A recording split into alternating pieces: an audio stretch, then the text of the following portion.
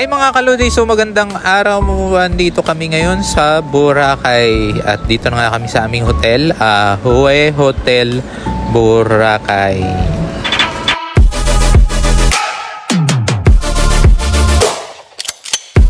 At yun na nga mga kalodi, dito na nga kami sa Boracay. So nagutom kami, so kumain muna kami dito sa Laud. Dito lang yan sa Hue Hotel dito sa Boracay. So ito pala yung room namin dito sa Boracay mga kalodi. Ito yung nakuha naming room.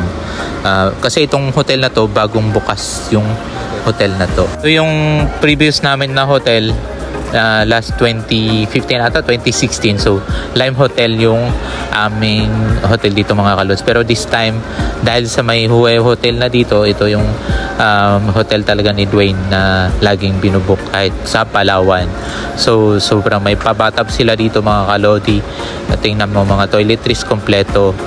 Dito sa laboratory may mga mga kalod. So pwede kayong magpalinis din dito, depende sa inyo kung everyday or depende yan. Nakaseparate pala yung toilet nila dito mga kalodi, tsaka yung shower. So ayun na nga mga kalodi. So yung ito na mga yung shower mga kalodi, tsaka may overhead shower, tsaka may bathtub pa.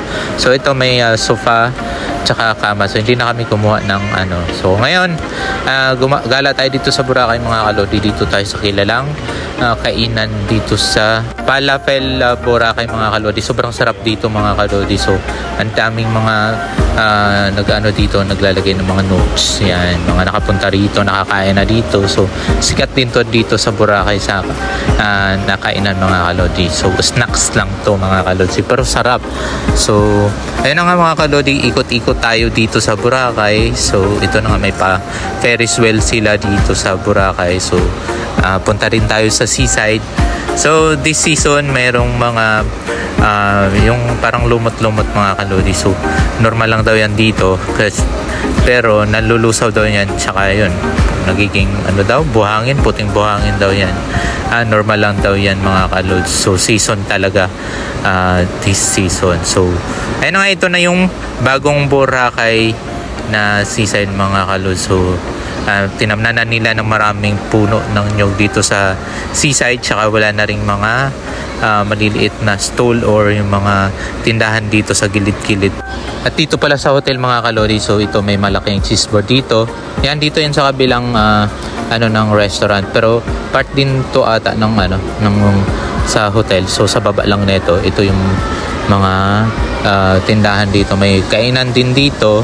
So sa kabila Laud, at saka meron din dito mga restaurant mga kalod. So may choices kayo kung saan kayo pwedeng kumain. Tsaka kung pwede kayong magmuni-muni, pwede kayo dito. Yan, mayroon dito mga upuan.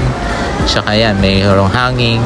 Tsaka ito pala yung view sa taas mga kalodi. So ito yung swimming pool nila. Diba, sobrang ganda, sobrang lawak.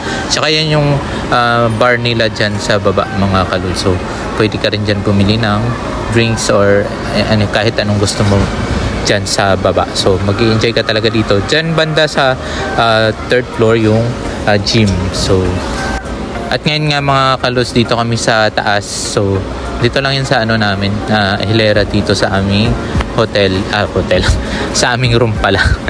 So dito lang yan, naglakad-lakad lang kami, nag-iikot-ikot. So lang kami ng view dito sa taas. Kasi pabilog kasi yung hotel, tapos sa gitna yung swimming pool.